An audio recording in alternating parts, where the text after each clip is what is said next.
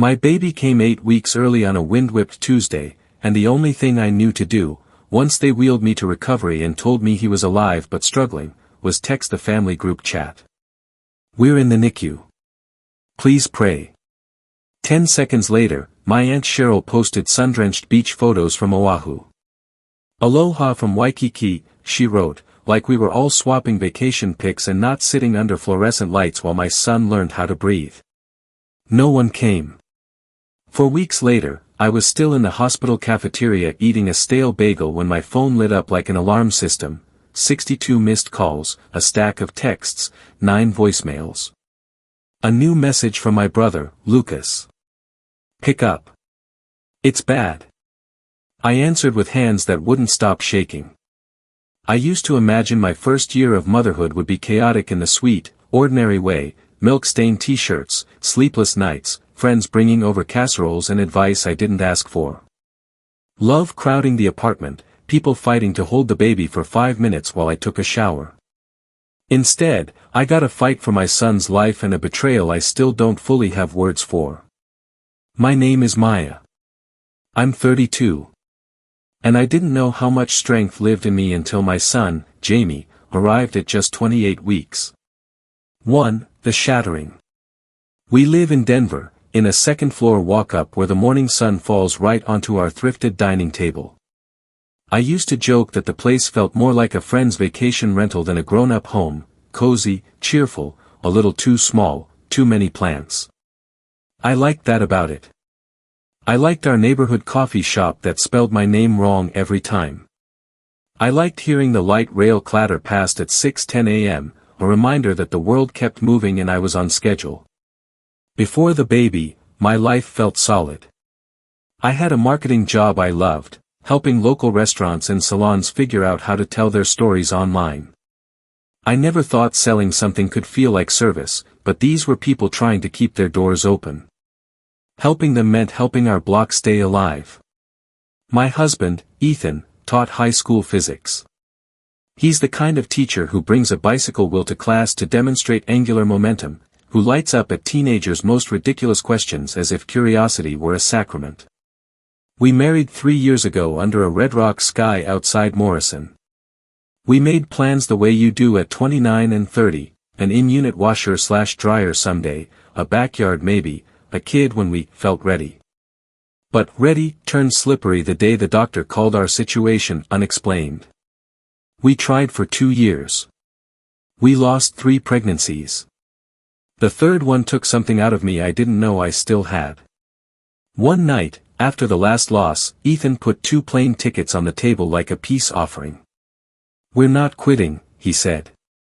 "We're just pressing pause. Let's go find us again." We went to Vermont in late September, when the hills looked dipped in cinnamon. We hiked. We ate maple creamies by the side of a 2-lane road. We slept like people who finally remembered how.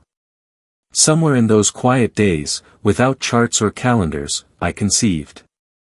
I didn't know until 3 weeks later when my period ghosted me and a pregnancy test bloomed 2 pale lines like the faintest sunrise. I called Ethan at school. "I think I'm pregnant," I whispered in the staff parking lot, as if the wind could steal it. He didn't say anything for a full beat. Then I heard the soft, stunned laugh I love most about him.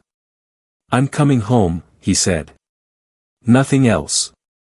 Like the rest could wait. 2. The family we had. My mom died of breast cancer when I was 15, which is the kind of sentence that explains a lot and also explains nothing. After she passed, my dad, Robert, married Linda, who is kind in a careful, almost formal way. We have a cordial relationship, by which I mean she buys my favorite tea and I ask about her book club and we both stay on the safe side of the fence. There's affection there, but not the sort that climbs over. On my mom's side, there are 2 aunts. Aunt Diane is warm and earnest, she's the one who taught me my mother's lasagna and cries at commercials. Aunt Cheryl is complicated. My mom's older sister, queen of the comment that lands like a slap wrapped in a smile. "You look healthy," she'll say at Thanksgiving. I mean, sturdy. Or, When I was your age, we had a mortgage, but I guess times are different now. I spent my 20s thinking I could win her over with the right job, the right haircut, the right version of myself. I never did. When I told everyone I was pregnant, we were at my dad's house for Sunday spaghetti. I set the ultrasound photo on the table like a playing card. "It's about time," Cheryl said, swirling her Pinot. "You're not getting any younger." Diane hugged me so hard my ribs squeaked. My dad said congratulations and then pivoted to my stepbrother's new job in supply chain logistics, a sentence I still don't understand. Only Lucas, my younger brother, kept his eyes on me. "What's the due date?" he asked. "Do you have names? Are you eating? Should I buy you a watermelon?" That night, Ethan squeezed my hand at every stoplight on the way home. "We're going to be great parents," he said. With or without applause. I believed him. Most of the time, during the first trimester, I sent the group chat ultrasound pictures and dumb little updates. "The baby is the size of a lime." "Today I cried at a commercial for hand soap." My dad would tap a thumbs up. Diane asked how I felt. Cheryl ignored me or changed the subject to her latest Pilates milestone. By week 14, I'd stopped sending the wider group anything beyond what I sent Lucas. It felt like shouting into a canyon and hearing your echo shrug. But by 20 weeks, things looked beautifully, blessedly normal. 10 fingers, 10 toes, a profile that already looked like Ethan's. The OB smiled and said, "Everything's right on track." I bought a stuffed sloth at Target and put it on the bookshelf in the tiny room we were converting into a nursery. "Take your time, little one," I told the empty air. "We'll be ready whenever you are." I meant it. I didn't know I'd be asking him to hold on from the other direction. 3. The night everything changed. At 27 weeks, I woke at 3:07 a.m. with a throb in my lower back that felt like someone was tightening a belt around my spine. I walked the apartment in circles, drank water, lay on my left side like the book said. At breakfast, I spotted a faint pink smear on the toilet paper and felt the ground tilt. "I think we should call," I told Ethan, the word "doctor" snagged on a hook in my chest. We were at Presbyterian/St. Luke's within the hour. They strapped monitors around my belly, and the screen lit up with tidy mountain ranges, contractions I couldn't talk myself out of. The nurse's face did that careful thing, the one people do when they're about to deliver bad news gently. "You're in preterm labor," she said. "We're going to try to stop it." The next 3 days were a blur of 4 magnesium that made my skin feel like it was on fire, steroid shots to hurry the baby's lungs, a parade of calm voices. Ethan held my hand through the white-hot hours and slept in a chair too small for his long legs. We watched the Great British Baking Show on mute and pretended the world could still be about cake. On the 4th day, my water broke with a soft, traitorous pop. The room changed temperature. Someone pressed a button. People appeared. "We can't wait any longer," the doctor said, gentle but final. "It's time." I remember the operating room's lights like an interrogation. I remember the tugging pressure of the C-section and the way the absence of crying could slice you in half. "Is he okay?" I asked. "He's breathing," someone said. The words landed like a glass I wasn't allowed to touch. "The NICU team has him." "Go," I told Ethan, when they rolled our son away. "Don't let him be alone." Hours later, drifting in and out, I met my son. He weighed 2 pounds even, swaddled in plastic warmth, a knit cap like a thimble on his head, a forest of lines and wires making the impossible possible. His skin was the color of rose tea and almost as thin. His chest rose and fell with the rhythm of a tiny machine. "He's so small," I whispered. "He's a fighter," the nurse said. "His vitals look stable. We'll take it hour by hour." The neonatologist had kind eyes and a voice that never rushed. "The next 72 hours matter," he said. "Then we count days. If all goes well, he'll be here until near his due date. 12 weeks. A trimester on the outside. A new calendar I didn't want.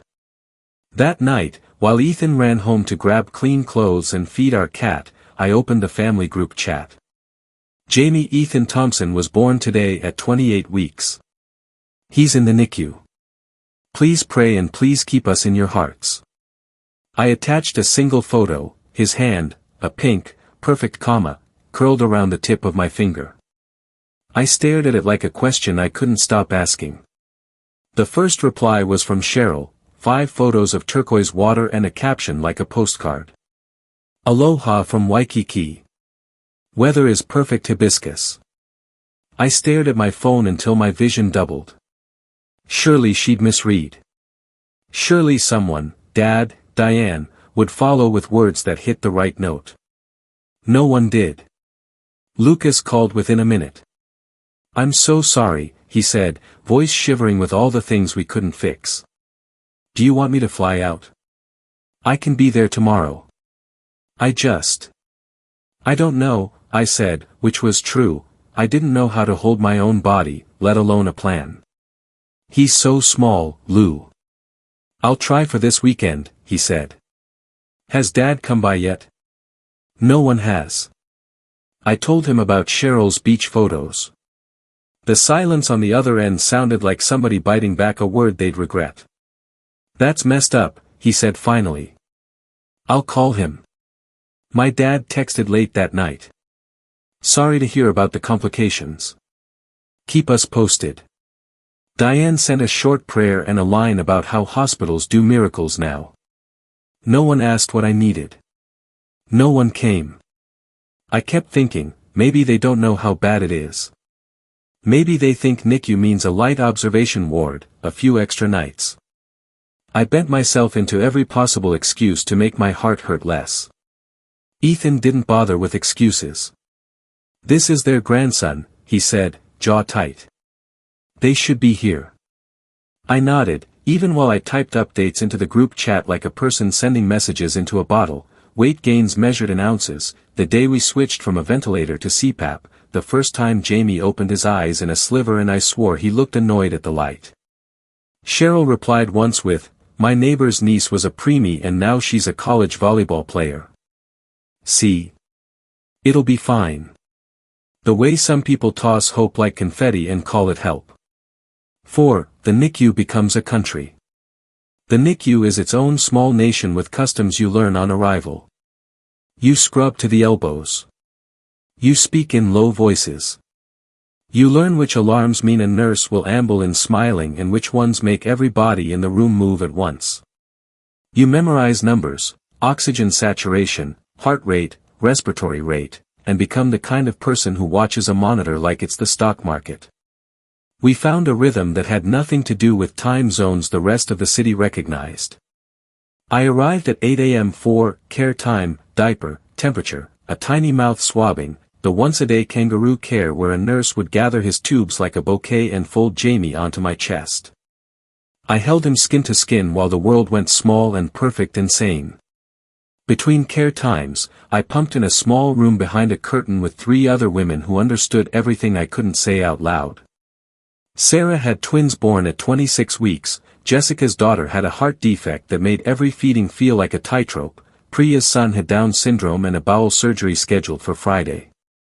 My mother-in-law told me to stop pumping because, it's not like she's going to nurse anyway, Jessica said one afternoon, her voice light in that way people laugh when they're 2 degrees east of crying. My sister asked if I'm still stuck at the hospital, Priya added. As if I'm choosing to vacation here. We built a group text and traded photos and the kind of practical, life-saving sentences no one else could offer. The lactation consultant on nights is a wizard, ask for her. Put a heating pad on your back during magnesium, it helps. The Brady episodes this week aren't about you doing something wrong. They're just, preemie life. The nurses taught me how to be Jamie's mother inside the rules of this place. Maria showed me how to cup my hand over him so his nervous system felt held, not startled. Tom, the night nurse with a soft laugh, told me stories at 2 a.m. when I called to check on him because sleep felt like betrayal. Sophia told me about her 26-weeker, now a sophomore at CSU, and meant it when she said, "These tiny ones do big things." "I know," Lucas said, rushing the words like an apology. "I told him, I've told him all along, that you're at the hospital every day, but he said Cheryl told him you didn't want visitors, that you were overwhelmed, that NICU only allows parents and grandparents." I closed my eyes and felt the anger spark clean and hot. "Cheryl said what?" "She told everyone she's been visiting you 3 times a week," he said. "Said she brings meals and sits with the baby so you can shower. She showed Dad pictures of Jamie and said she took them during her visits." I went very still. I saw, in my mind's eye, the last 4 weeks of me texting the family group photos and updates and getting nothing back but a string of emojis and "so proud" from people who never showed up. I saw Cheryl's beach photos.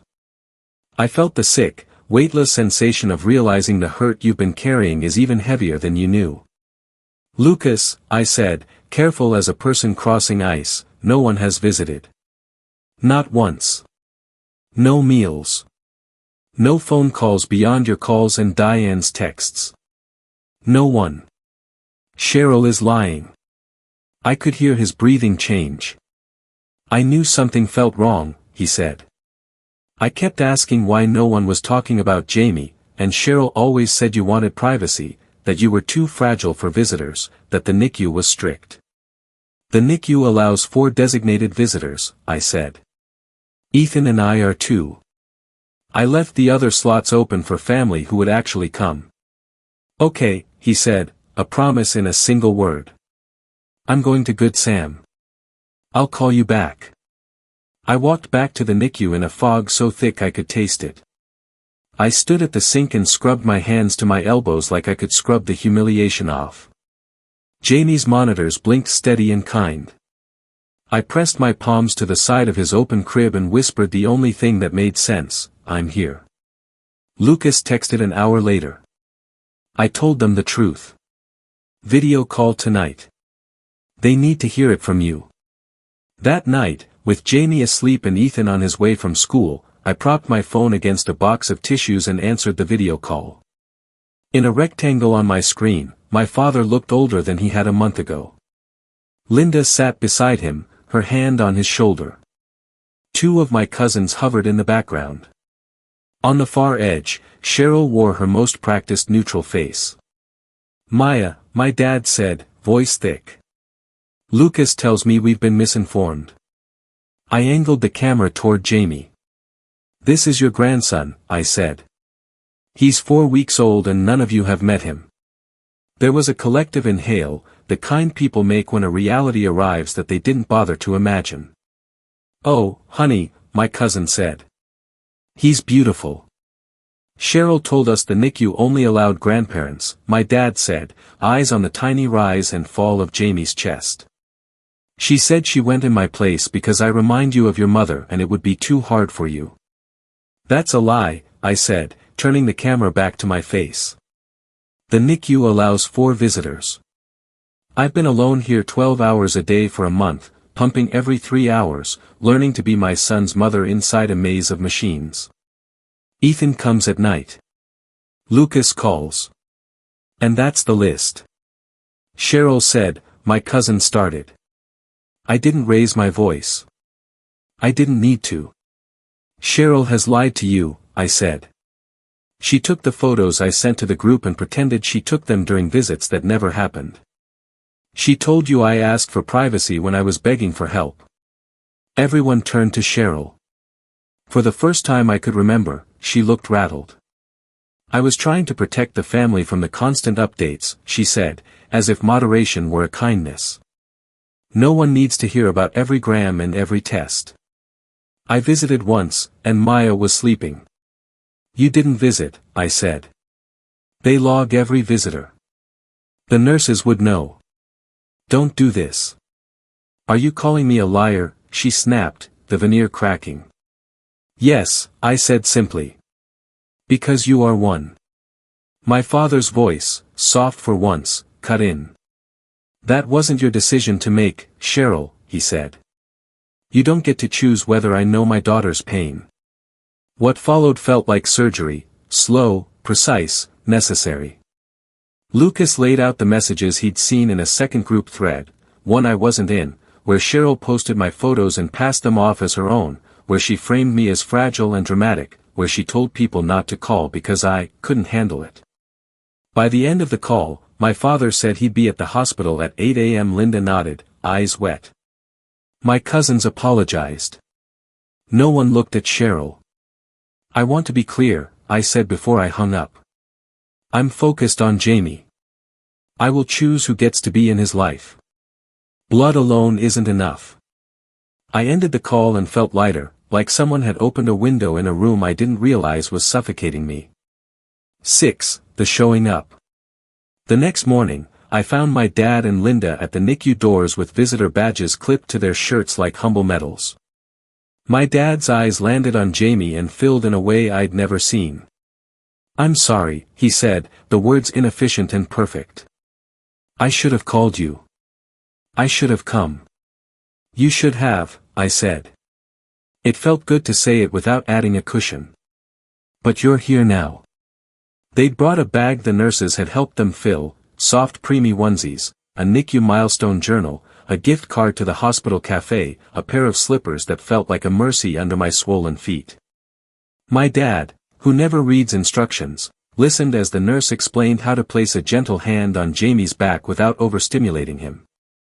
He leaned close to the open crib. Hi, Jamie, he said in a voice I didn't know he had. I'm your grandpa. I'm late, but I'm here. Promises, I've learned, are only as good as the calendar they make. In the weeks that followed, my dad came every other day. He brought food we could eat with one hand.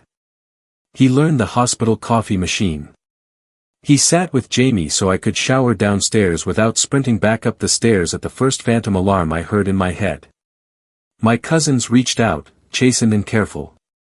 Diane, when she finally woke fully and moved out of the ICU and into rehab, FaceTimed me with a face full of bruises and love.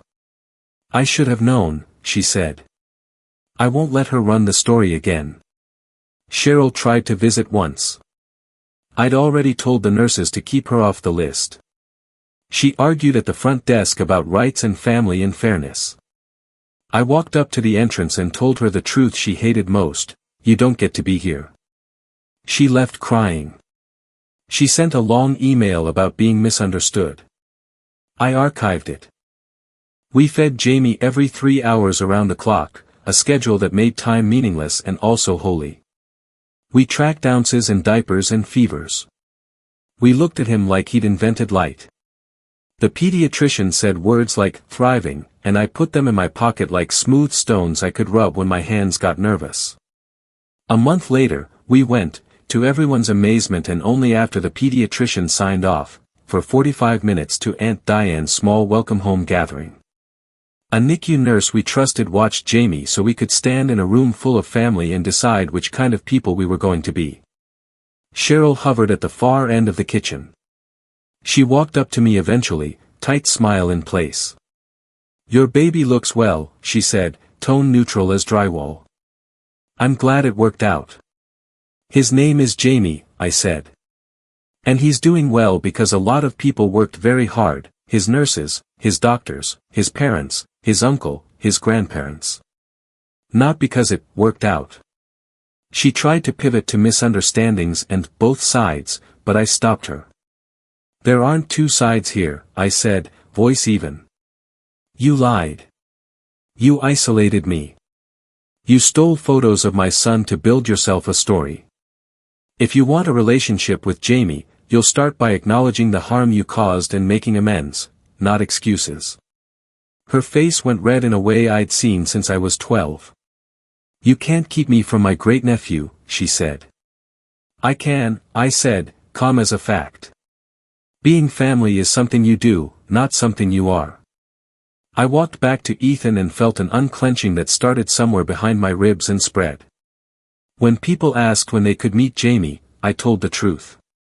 We're limiting visitors while his immune system catches up, I said. We'll have a small welcome once we're ready. If you've been here for us, you'll be there. Some people understood right away. Some looked hurt in the way people do when they're used to being let off the hook by the word family. I didn't manage their feelings. I didn't have the capacity, and I no longer confused that with cruelty. The circle that formed around us over the next months was smaller than the one a genealogy chart would suggest, and it was perfect. My dad rebuilt trust one Tuesday afternoon at a time. Linda learned how to hold Jamie so he'd settle in 30 seconds flat. Lucas became the kind of uncle kids write school essays about. Diane visited when she could and told me stories about my mom I hadn't heard, photographs spread on our coffee table like a family tree we were planting again. Cheryl sent 2 more emails. I read the first and deleted the second unopened. Forgiveness is a river, I'm learning, not a gate. Sometimes the healthiest thing you can do is move your house uphill. 8. Redefinition. Jamie turned 1 twice, the day on the calendar and the day that would have been his due date, both occasions for cake and quiet awe.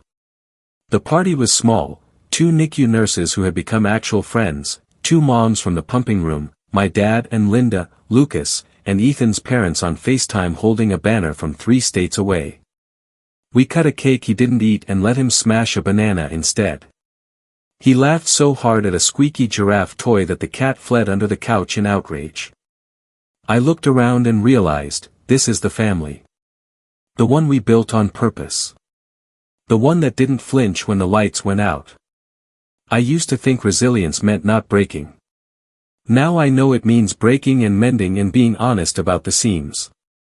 I used to think advocating meant speaking loudly. Now I know it means asking the right questions until you get an answer that's a real one. I used to think family meant DNA. Now I know it means who shows up at 2 a.m. and who learns the code to the NICU bathroom and who texts, "How's his oxygen today?" without making you explain why that matters. Someday, I'll tell Jamie the beginning of his story. I'll tell him how he learned to breathe in a room full of machines and miracles. How the first hand he held was mine through a plexiglass wall. How his dad read him physics facts like bedtime stories and how his uncle Lucas learned to make the perfect breakfast burrito so his mom could eat with one hand. I'll tell him about his great-aunt Diane's second chance and about his grandpa learning how to be soft. I'll tell him that being loved is a verb. I won't spend many words on the betrayal. Not because it didn't matter, but because it mattered in a way that taught us more about ourselves than about her. That's the lesson I want him to inherit. You get to define your family by the way you love and are loved back, not by the labels on a tree. If you've had to redraw your family map, I see you. If you learned who your people were the hard way, I'm sorry, and also, I'm grateful for you, because I know what kind of strength that takes. And if you're reading this in a hospital cafeteria with a cold sandwich and a hot fear inside your chest, I promise you this, your love counts, your hours count, your steady counts.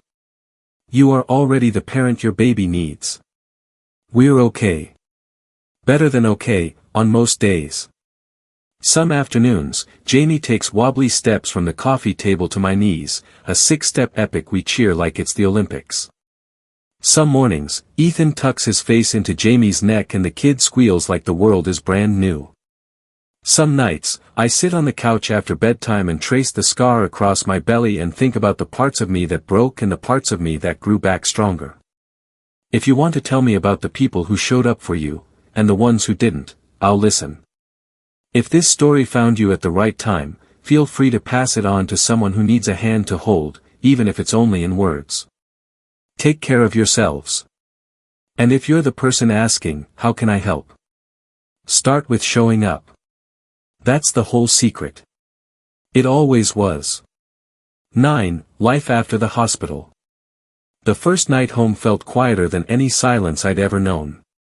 The apartment hummed with the small sounds of real life, the fridge compressor, the tick of the wall clock, but compared to the orchestra of the NICU, it felt almost too still. I slept sitting up, afraid that if I lay down, I wouldn't hear Jamie breathe. Every 2 hours, I hovered over the bassinet to check the rise of his tiny chest, that miraculous up and down rhythm that had once depended on machines. Ethan took the early shift and I took the late one, both of us learning that love was louder than sleep. The first few weeks blurred together in the soft chaos of new parenthood layered with trauma.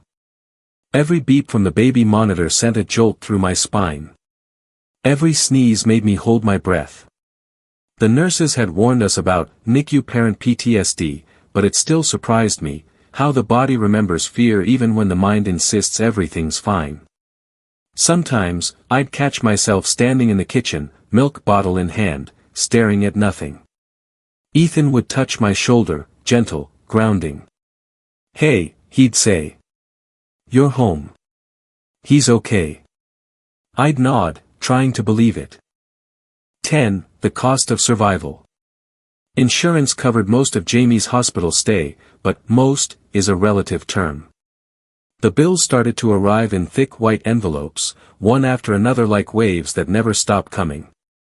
Every statement felt like a reminder that even miracles have itemized lists. Ethan tried to keep them hidden at first. I caught him one night at the kitchen table, calculator glowing, his face pale under the overhead light. "How bad?" I asked. He looked up, caught. "Not terrible," he said too quickly. "Ethan." He sighed, pushed the stack toward me. "About 42,000 after insurance. I'm talking to the billing office about a payment plan." 42,000. My breath hitched. That was more than our annual rent. More than we'd ever had in savings. I sank into the chair beside him. "We'll figure it out," I said, because that's what you say when you have no idea how. We sold Ethan's old motorcycle, the one he'd been fixing up since college. I picked up freelance marketing work during nap times, writing blog posts for small businesses while Jamie slept in a wrap against my chest. We started meal prepping and saying no to every invitation that required gas money or takeout. Each small adjustment felt like another way to protect what we'd fought so hard to have. 11. Relearning the world. When Jamie was 3 months adjusted age, our pediatrician cleared us for short outings. "Avoid crowded places, watch for cold symptoms, and don't let people kiss him," she said, handing me a printed sheet that might as well have read, "Re-enter the world carefully." The first place I took him wasn't anywhere fancy, just the small park 2 blocks from our apartment. It was a bright March morning, the kind that still held winter in the wind but promised something better. I bundled him in layers until he looked like a marshmallow and sat on a bench near the duck pond. A mom with a stroller smiled as she passed. "How old?" 6 months, I said automatically, then corrected myself. 2 months adjusted. She blinked, polite confusion crossing her face. "Oh, he's tiny." I smiled, the kind of smile you learn in the NICU, equal parts pride and exhaustion. "He's perfect," I said. That afternoon, when we got home, I cried. Not because anything bad had happened, but because we'd done something so simple and survived it. 12. Marriage on shaky ground. People talk about how babies test marriages, but it's not the diapers or the sleepless nights that do it. It's the invisible weight, fear, guilt, exhaustion, that piles up between you like unspoken clutter. Ethan and I loved each other fiercely, but we were both frayed. He carried the pressure of providing, of being the steady one, while I carried the guilt of not being able to give our son the calm, glowing version of motherhood I'd imagined. One night, around 2 a.m., Jamie finally fell asleep after hours of inconsolable crying. I sat on the edge of the bed, tears streaming down my face. "I can't do this," I whispered. Ethan, half asleep, mumbled, "You're doing it right now." I wanted comfort. What I felt instead was loneliness. "I need you to say you're scared too," I said. "I can't be the only one falling apart." He sat up, rubbed his face. "Of course I'm scared," he said softly. "Every minute. But if I fall apart, who's holding us together?" That broke something open between us, not in a bad way, but in a real one. From then on, we stopped pretending to be brave for each other. We admitted when the fear came back, when we woke up from the same nightmare of alarms and flashing monitors. We started therapy, separately and together. We learned that survival requires maintenance. 13. Cheryl's last attempt. It was late spring when the first letter came. Not an email this time, a real envelope, cream-colored with cursive handwriting I recognized instantly. Ethan found it in the mailbox and hesitated before handing it to me. "You sure you want to open it?" I stared at it for a long moment. "Yeah," I said finally. "I want to know what story she's telling now." Inside was a 3-page letter written in neat, looping script. Cheryl said she had only ever wanted to help, that she'd been misunderstood, that family shouldn't hold grudges. She mentioned how stressful her life had been, how hurtful accusations had spread, how she missed the closeness we used to have. There was not a single apology. I folded the letter once, then twice, then dropped it into the recycling bin. I didn't even feel angry, just tired. Sometimes people mistake access for forgiveness. They think showing up after years of harm earns them a second chance by default. But forgiveness isn't an open door, it's a locked gate you might never choose to reopen. That night, I sat beside Jamie's crib and whispered, "We don't owe anyone our peace." He kicked his little legs in agreement. 14. Building something new. As the months passed, we built new rituals. Tuesday breakfasts with Lucas, who now lived 15 minutes away. Sunday walks with my dad, who never missed a week. FaceTime calls with Aunt Diane, who'd made it her mission to tell Jamie stories about his grandmother, about how she used to sing "Landslide" while washing dishes and how she'd named her daughters after constellations she loved. I started writing again, not just for work but for me. Short essays about motherhood, resilience, and the strange way joy and grief can hold hands. I posted one online under a pen name, not expecting anything, and woke up to messages from other NICU parents saying, "This is my story too." It became my quiet mission, to write the kind of words I'd needed when I was the woman crying in the hospital cafeteria with a cold sandwich and 62 missed calls. 15. The visit. When Jamie turned 1, adjusted, we threw a tiny party in the park. Just family, the real kind, and a few close friends. There were cupcakes and a banner that said "Oh and Ederful," courtesy of Lucas's terrible pun sense. Halfway through the party, as I was cutting fruit, I saw Cheryl at the edge of the park. She stood beside a tree, holding a wrapped gift. My pulse kicked. I hadn't seen her since the confrontation months ago. Lucas noticed too. "You want me to handle it?" he asked quietly. "No," I said. "I've got it." I walked over, heart steady. "Maya," she said, "too bright. I heard about the party. I just wanted to drop this off." She held out the package. Inside, I could see the corner of a baby blanket, store-bought, the tag still on. "Thank you," I said.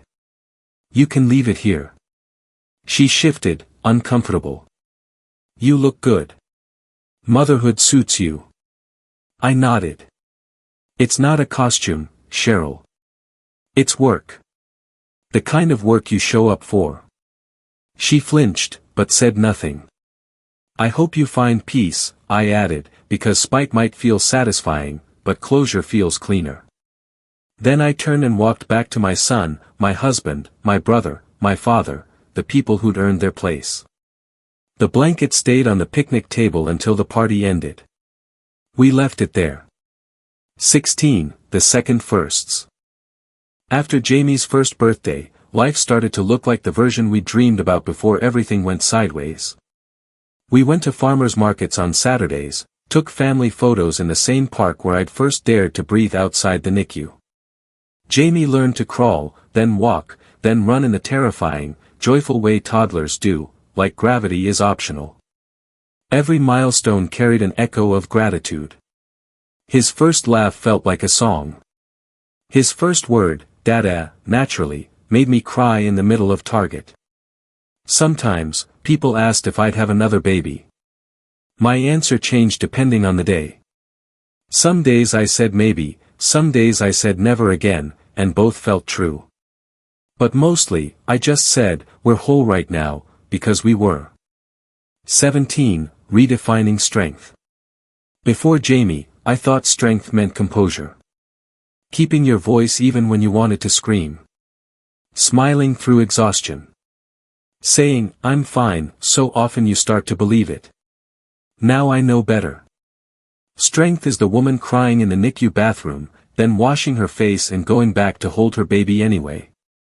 Strength is calling your brother to say, "I can't do this alone." Strength is setting a boundary and meaning it. Strength doesn't look like never breaking, it looks like breaking open and letting the light in. 18. The future we fought for. Jamie's 2 now. He's wild and funny and obsessed with trucks. He sleeps through the night, most nights. He says, "Mama," like it's a full sentence. Ethan and I still have nights where the old fear creeps in, when a fever sends us spiraling back to the NICU in our minds, but mostly, we live in the present tense. We pay down the hospital bills slowly. We save for preschool. We cook dinner together and dance in the kitchen to old playlists we made when life was simpler. Sometimes, I still get messages from NICU moms who find my writing. One woman wrote, "My family disappeared too. I thought I was the only one." I wrote back, "You're not. You never were." 19. What I've learned. If I could tell my past self one thing, it would be this: you will survive the thing you think will break you. Not because you'll stop feeling the pain, but because you'll grow strong enough to hold it. Family isn't the people who share your last name, it's the people who show up when you text, "We're in the NICU. Please pray." It's the brother who flies across states, the dad who learns to say "I'm sorry," the husband who holds your hand through the worst night of your life. And sometimes, it's the strangers who sit beside you in the pumping room, the nurses who whisper, "You're doing great, Mama," the women online who say, "Me too. I used to think my world ended the day my water broke. Now I know that was the day it began again, smaller at first, quieter, but real." 20. The letter I'll write someday. Someday, when Jamie's old enough, I'll tell him everything. Not all at once, but in pieces. I'll tell him how scared I was and how brave he was. How people can fail you and you can still build something good. How kindness can come from unexpected corners. And I'll tell him about that day in the cafeteria, when my phone rang 62 times and the truth came out. I'll tell him how betrayal can hurt like a physical wound but healing can be chosen, day after day. I'll tell him that he is the reason I learned to choose love on purpose. 21. The invitation. Last month, Diane asked if I'd share my story at a support group for parents of preemies. "Just tell them what you wish someone had told you," she said. So I did. I stood in a hospital conference room, under the same kind of fluorescent lights I used to hate, and said, "You are not alone. You are already strong enough. And it's okay to rebuild your family from scratch if you need to." Afterward, a young mom with tear-swollen eyes hugged me. "Thank you," she said. I thought I was broken. I smiled, holding her hand. "You're not broken," I said. "You're rebuilding. That's different." 22. The quiet ending. Tonight, as I finish writing this, Jamie is asleep in his room, breathing the soft, steady rhythm that once felt like a miracle. Ethan's grading papers on the couch, the sound of his pen scratching familiar and safe. The city hums outside our window. I close my laptop and look around our little apartment, the plants that somehow survived, the photos of our messy, beautiful family, the tiny shoes by the door. We didn't get the story I thought we'd have. But we got the one that made us who we are. If you've ever had to find your strength in silence, if you've ever rebuilt from nothing, if you've ever learned that love can be both soft and fierce, this story is for you. Because we survived. And survival, I've learned, is its own kind of grace.